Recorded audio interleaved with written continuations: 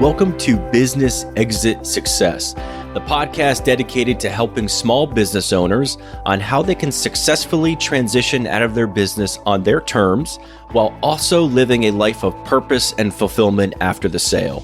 I am your host, certified financial planner and certified exit planning advisor, Tom Poltersdorf. Welcome back to Business Exit Success, everybody. Today, we are talking about how to invest in an uncertain market. I bring this up because on the podcast so far, I've discussed many times about the business itself as an asset to grow, increase the value, and hopefully one day sell it and help fund your retirement or at least a portion of it.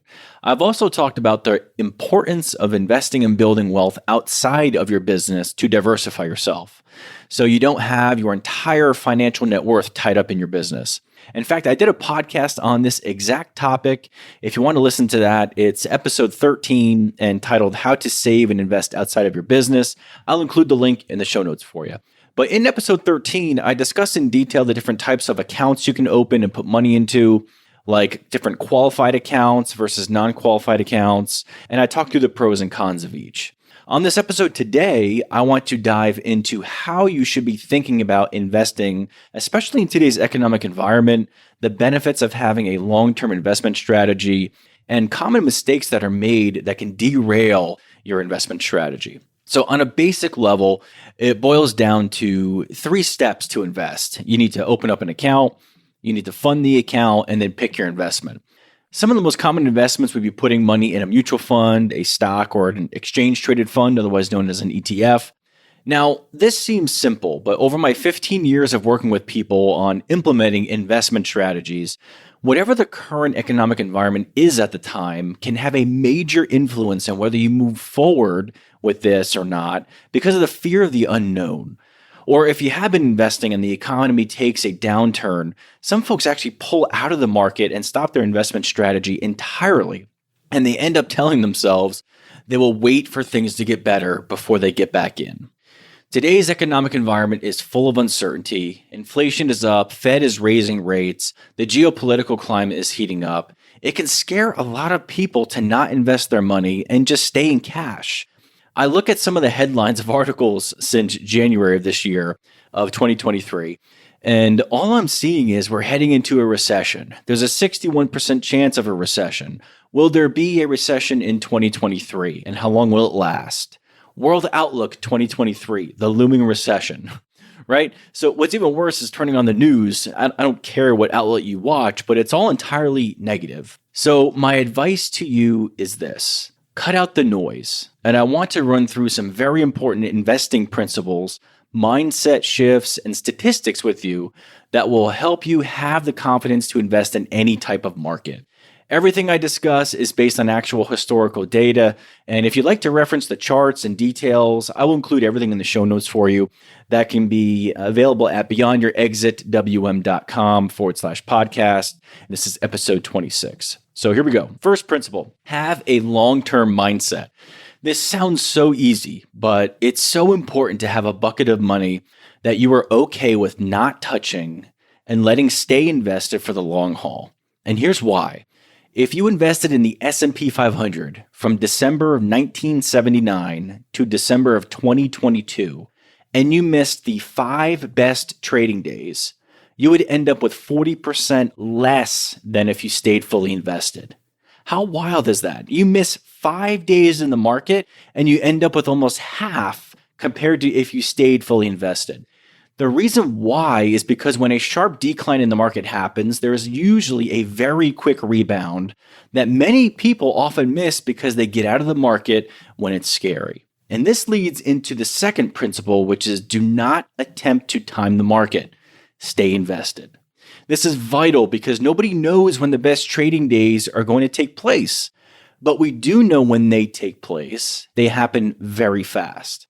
If you look at the historical performance of the S&P 500, for example, the biggest upticks in performance were immediately after a large downturn.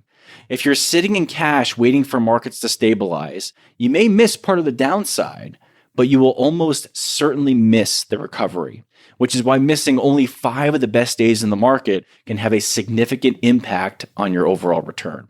The next is a mistake that I see quite often, and it's invest based on facts, not emotions or trends. It's interesting now. And I chuckle when I turned CNBC on because the thing with the news and reporting on what the market is doing is every day they're trying to explain why it's up or why it's down. And unless you are reporting on a single company and maybe they fall short on their earnings or a CEO retires, it's nearly impossible to explain this for the overall market. And honestly, as you are diversified, and as long as you have a long-term strategy for your money that is in alignment with your comfort level for risk, knowing the reasons why the market is up or down today, tomorrow, or next month is kind of irrelevant. Trying to explain why the Dow Jones is down a couple hundred points is like trying to explain to your boss why you're a few seconds late to work, right? It could be because of anything. So view everything on TV, CNBC, and all the other outlets as entertainment only, okay? Take them with a grain of salt. And my point is try to avoid making big investment decisions based on your emotions. If you're using a financial advisor, call them first to discuss how you're feeling and what you're thinking about if there is an unexpected and significant market decline. If you don't have a financial advisor or someone that is helping you with your investments, just wait a little while. Wait a day before reacting to whatever the situation is taking place. Now, I recognize this is very difficult, folks. I get it, especially if your life savings is being invested. But I can tell you, I can personally share that I've received the phone calls with people wanting to sell their portfolio in a down market. I received the phone calls when a client logs into their account and all they see is red. I can remember early 2020 when COVID broke out. The S&P 500 dropped 34% basically overnight. And it's one thing to speak in percentages, but if you had a $1 million account, it was down $340,000. If you had a $500,000 portfolio, it was down $170,000. This is a lot of money to see in the red with a big negative when you log into your account. March of 2020 was one of the, if not the fastest drop we've had in history. And I had clients calling me asking what to do. And after discussing what the purpose of the money was for, reiterating their goals and reviewing historical trends, we decided to stay put. And for 2020, even though the market dropped like a rock, 34%, it actually ended the year positive, up 16%. Here's the takeaway. Every year the market will go negative, not all the time, but most of the time. And even though that is the case, it doesn't mean the market will end the calendar year with a negative return. The challenge is to not get emotionally involved when the market goes negative and make a knee-jerk reaction. The knee-jerk reaction can potentially cost you hundreds of thousands and sometimes millions of dollars, depending on the size of your portfolio. There's a great chart I will include in the show notes that shows from 1980 to 2022, the S&P 500 had an average intra-year drop of 14%. However, annual returns were positive in 32 of the 43 years. So despite the crazy drops in the market that took place, it overall ended up being positive 75% of the time. So with that said, the market is volatile. It moves around a lot. It goes up and down all the time. Embrace it and learn to love it. So the next time you see the S&P 500 or the Dow Jones and it's down 10, 15, 20%, adopt the mindset that it's actually an opportunity to buy more and get more money into the market. And I often receive feedback of, well, why would I do that? The market is crashing and you want me to put more in? Yes, that's exactly what I'm saying. And the reason is because everything is on sale. When you go to the grocery store, would you prefer to buy items that are priced at a premium or at a discount? We all want the discount, right? Especially now, everything is overpriced through the roof because of inflation. It's the same frame of mind to have when investing. And this leads to another quick tip that within your investment account, it's always a good idea to keep some cash readily available, just so you can take advantage of the down market when they do happen. How much should you keep in cash depends on your particular situation, because you don't want, obviously, everything in cash. But money market accounts right now are paying up to 3% or more on cash. Pretty attractive. So having some dry powder to invest when an opportunity comes up is not such a bad idea, in my opinion.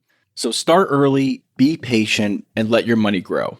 I will close out with words from one of the most famous investing icons out there, Mr. Warren Buffett, which is the most important quality for an investor is temperament, not intellect.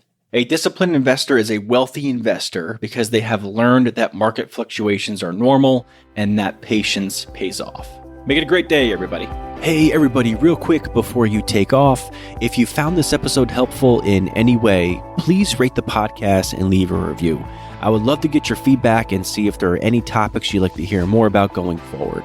Thank you, and I appreciate you all very much.